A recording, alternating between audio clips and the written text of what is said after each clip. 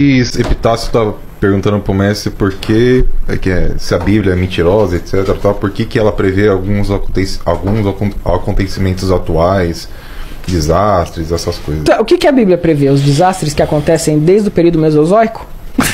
Não dá pra entender, cara. Geologicamente sempre teve desastres, catástrofes. A guerra existe desde o período paleolítico, desde o período neolítico, quando o homem começa a se sedimentar. Porque assim, no período paleolítico, vamos lá, respondendo Isaac, no período paleolítico o homem andava sobre a terra dispersado. Vamos andar por aqui, vamos andar por ali. Quando ele começa ali no período neolítico, há 10 mil anos antes de Cristo, a se sedimentar, começa a surgir tribos. E por exemplo, eu tenho uma plantação de batata aqui. Então aqui tá a minha tribo, aqui tá outra tribo vizinha. Porra, tem uma plantação de batata só. Então eu tenho que colonizar antes da outra tribo. Então aí começam as guerras, uma disputa de território. Então assim, aí o pessoal fala, porque na Bíblia tá escrito que isso haveriam guerras. Claro, cara, porque o ser humano ele quer sobreviver às custas de qualquer coisa. Ele quer fazer o que ele quer fazer e sempre vai ter contendas entre civilizações e tribos. E as calamidades, o dilúvio, etc, também sempre existiu. O período glacial tá aí pra provar. O mundo tava sufocado em gelo, velho. E não existia nem religião na época. Bom, isso é verdade mesmo. Entende? Então a Bíblia ela joga verde pra colher maduro. É óbvio que vão haver epidemias. Porra, eu tô juntando milhares de pessoas juntas num sistema insalubre. Vai ver como é. Não é falando mal da China, não, mas vai ver a China como é que tá. Sim, claro. Vê aquelas províncias ali onde rola mercado de carne, de tudo quanto é tipo de coisa. Você tá juntando ali uma bactéria muito grande. Aí vem falar, porque olha, a epidemia tava prevista. Meu, é o ser humano que tá fazendo cagada, velho. É verdade. E você quer colocar um pressuposto divino pras coisas?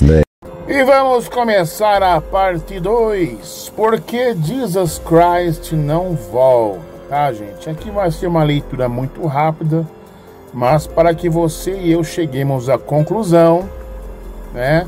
Nós temos que assistir aí as 10 partes, o todo, para chegarmos à conclusão final aí, entendeu? Se é verdade ou mentira. Estamos só analisando, né? Então diz o tema aí. Por que Jesus Christ não volta? Aqui temos aí um meme, né? E deste meme diz o seguinte: então Jesus disse: garanto-lhe que alguns dos que aqui se acham não morrerão antes de verem o Filho do Homem vindo em seu reino. Em Mateus capítulo 16, verso 28. Como os crentes gostam, adoram versículos isolados, né? Então vai ser os versículos isolados contra eles mesmos, né?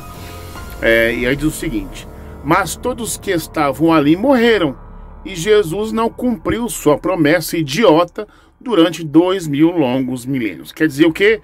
Se você pegar essa passagem de Mateus capítulo 16, verso 28, Jesus estava falando com quem? Com os discípulos, correto?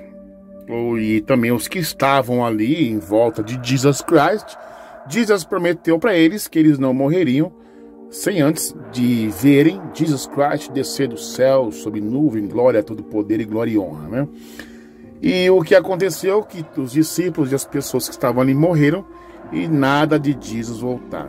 Não cumpriu a promessa. Quem é mentiroso, o pai da mentira, não é o diabo. Então por que Jesus não cumpriu a sua promessa? Não estou falando de Jesus Cristo em si, né? Mas é assim que Mateus relata, a narrativa de Mateus. Então talvez é provável que você bote a culpa em Mateus. Mateus mentiu na história, né? Vamos lá. Por 4 razões simples. Primeiro, porque nunca existiu o Jesus, né?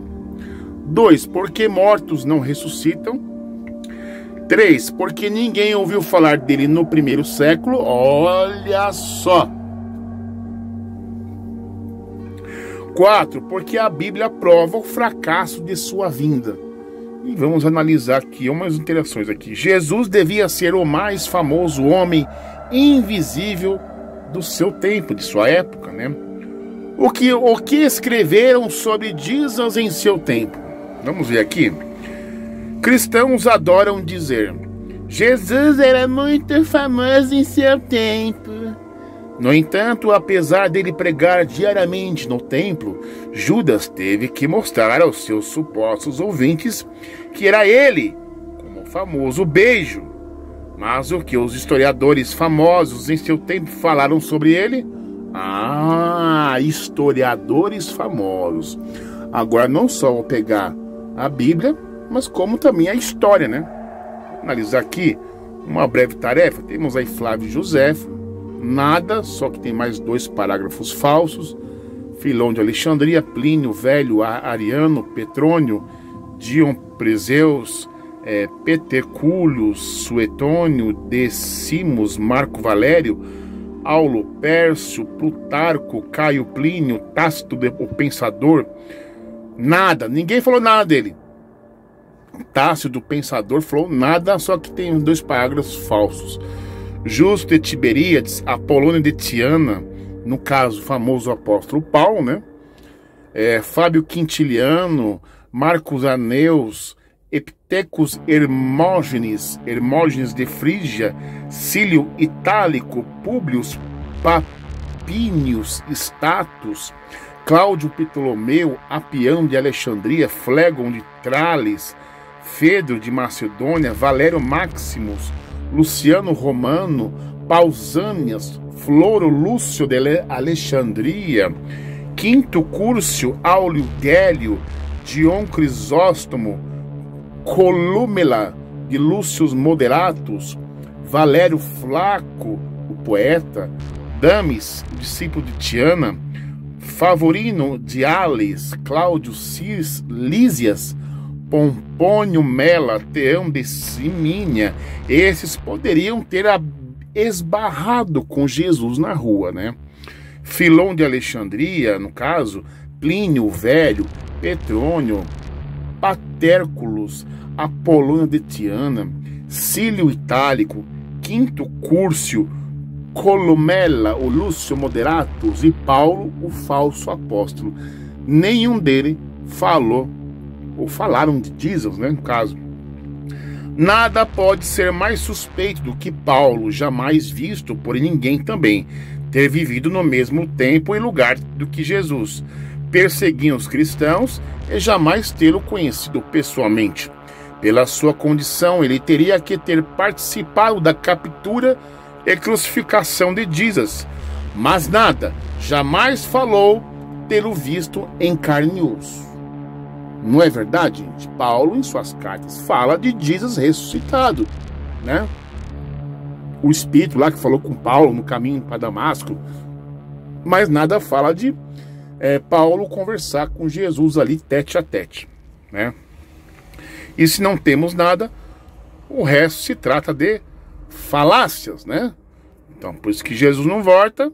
Aí você fica na parte 3 em diante, que vamos entrar mais em alguns detalhes interessantes aí, né?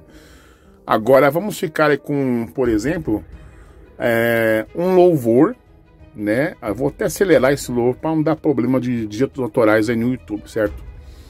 É um louvor que na época que eu era adventista, era muito tocado, né? E era muito emocionante esse louvor, né? Também temos aí, vamos colocar também aí um batismo na igreja adventista de uma família testemunha de Jeová que ficou lá no Salão Reino por 10 anos. 10 anos. E aí, vocês vão ver aí, eles vão ser usados como troféus, né? E vai ser batizado, você percebendo que o evangelho de Jesus Cristo, ele é variado. Não tá no Salão Reino, depois o cara vira adventista, depois de 7, 10, 20 anos o cara vai para outra igreja, enfim, a bagunça. Então segue o vídeo aí. Quase 10 anos na testemunha de Jeová, e agora? Não existe milagre em nossos dias, só existe nos dias de Jesus. Milagre em nossos dias, só Satanás faz. E ela então agora, a família entra em desespero. Para onde vamos? Sendo que lá no salão não acredita em milagres. Eu não vou procurar, mas Deus, por favor, assim como o Senhor falou conosco no hospital, fala conosco hoje. Alguém liga de Minas Gerais. Olha, eu estou tentando orar com muitas pessoas aí, ninguém me atende. Você aceita uma oração? Sim, aceito. Venha. E na conversa descobriu que ele há 45 anos, ancião da igreja Testemunha de Jeová lá em Minas. Mas olha, o Salão do Reino, Testemunha de Jeová, acredita em milagres? Não. Gente, eu tive que interromper a gravação aí, porque é muita churumela que esse pastor aí conta aí na igreja adventista. Mas você observou no começo lá que eles não tinham para onde ir, né? Eles não podiam ser desigrejados, né? Seguir Jesus do jeito de Jesus, sem denominação, sem tempo, né? E aí depois, no final, eles conseguem se batizar no rio aí, ganhando mais adeptos dos Testemunhos de Jeová para a igreja adventista. É uma comédia esse povo, realmente, rapaz.